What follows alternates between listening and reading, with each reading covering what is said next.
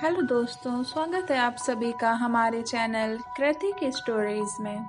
आज हम आपको बताने वाले हैं एक औरत की कहानी जो एक माँ होती है, बीवी होती है, बेटी होती है, बहुत सारे किरदार होते हैं एक औरत के। आज हम इससे जुड़ी हुई कहानी बताएंगे कि एक औरत की सहनशीलता कितनी होती है। कहानी को लास्ट तक पूरा ज़रूर देखिएगा और चलिए कहानी को शुरू करते हैं। तुम्हें कितनी बार बताया है, मेरे तैयार होने से पहले मेरा नाश्ता तैयार हो जाना चाहिए। शादी के 25 सालों बाद भी मुझे क्यों बार बार एक ही बात बतानी पड़ती है? लता, तुम्हें क्या है? तुम तो आराम से घर पर रहोगी, मुझे काम पर जाना पड़ता है। तुम हो कि हमेशा बेवकूफों जैसी हरकत करती हो। अगर तुम ये जानबूझकर करती हो तो ये याद रखना, मुझसे बुरा कोई नहीं होगा।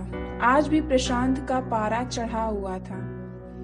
इन कटु शब्दों में अपना गुस्सा उतारते हुए, गीला तौलिया कुर्सी पर फेंकते हुए प्रशांत गुस्से से लता की तरफ देखने लगा।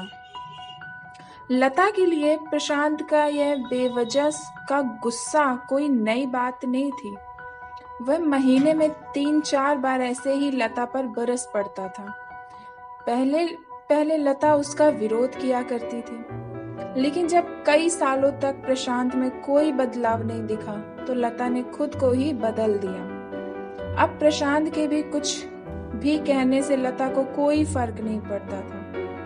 प्रशांत की हर बात वो चुपचाप सिर नीचे झुकाए सुन लेती थी। शादी के पहले 5 साल तक लता ने पूरी कोशिश की थी प्रशांत को बदला जाए, लेकिन फालतू का गुस्सा करना और बाद में लता को भला बुरा कहना, यह मानो जैसी उसकी आदत बन गई थी। कोई भी वाद विवाद होता, प्रशांत सीधा लता को बोल देता, अगर मैं तुम्हें अच्छा नहीं लगता तो क्यों नहीं चली जाती अपने मायके?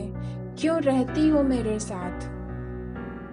इतना सब कुछ होने के बावजूद लता प्रशांत के साथ रहती थी क्योंकि उसे अपनी बेटी की फिक्र थी।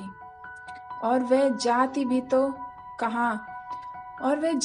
तो कहाँ अपने बूढ़े हो चुके माँ बाप को इस उम्र में परेशान वह नहीं करना चाहती थी।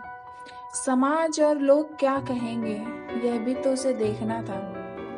वह इतनी पढ़ी लिखी भी तो नहीं थी कि खुद जाकर कोई नौकरी कर सके और अपना और अपनी बेटी का पालन पोषण कर सके।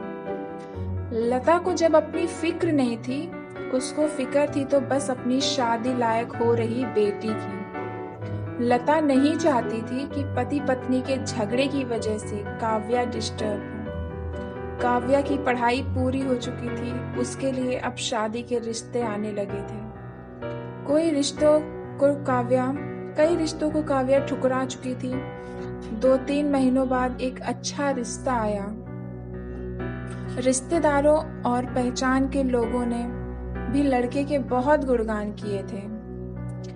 प्रशांत एक शाम अपनी बेटी के पास बैठकर उसे बताने लगा, काव्या बहुत अच्छा लड़का है, पढ़ा लिखा है, बड़ा घर है, बहुत अच्छी नौकरी है।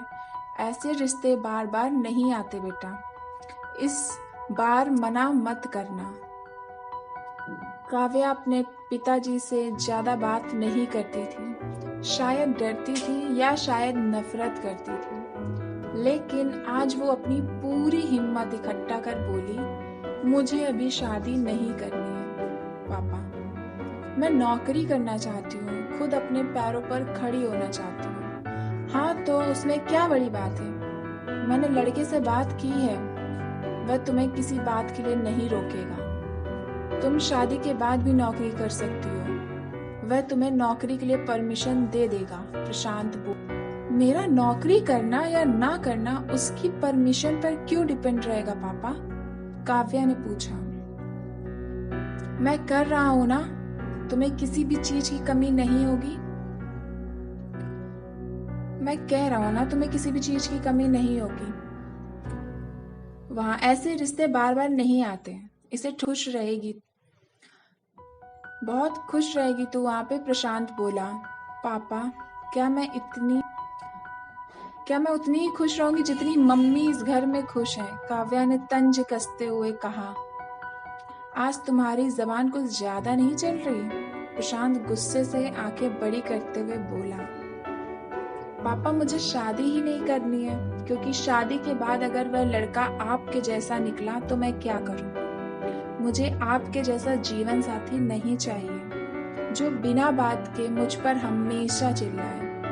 मुझे कुछ भी अपनी पसंद का लेना हो तो 10 बार सोचना पड़े, कहीं वह नाराज ना हो जाए। मेरी तबीयत कैसी भी हो उसे परवाह ना हो। रोटी थोड़ी सी मोटी बन जाए तो घर सर पर उठा ले। उसकी चेक बुक ना मिले तो मेरा ही दोष निकाले, और हर छोटी मोटी बात पर मुझे मायके जाने के लिए कहे। काव्या ने अपना दिल खाली करते हुए पापा से सब कह दिया। प्रशांत का गुस्सा 7वें आसमान पर था, लेकिन उसके मुंह से एक भी शब्द नहीं फूट रहा था। वो काव्या की बातें सुन रहा था। काव्या उतना ही बोलकर चुप नहीं हुई। आज पहली बार वह अपने पापा के सामने इतना कुछ बोल रही। पापा, आपने माँ के साथ हमेशा गलत व्यवहार किया है। आप अपने ऑफिस का गुस्सा बिना सोचे समझे माँ पर उतार देते हैं। कभी इस बात की परवाह भी नहीं करते कि उन्हें कैसा लगता होगा। आपकी बातें सुन सुन माँ ने अपना स्वाभिमान खो दिया। प्रशांत आज पहली बार अपने किए बर्तावों को महसूस कर पा रहा था। वो इतना ही बोल पाया, जो तुम्हारा मन है वो करो, मैं तो इतना बुरा हूं ना। काव्या ने प्रशांत का हाथ पकड़ा और बोली, पापा, मुझे सिर्फ एक सवाल का जवाब दे दो। क्या आप चाहोगे कि मेरा पति आपके जैसा हो? अगर आपका जवाब हाँ है तो कर दीजिए मेरा रिश्ता आज ही, और ना है तो मुझे आत्मनिर्भर बनने दीजिए। प्रशांत कुछ भी ना बोल पाया और वहां से चुपचाप बाहर चला गया।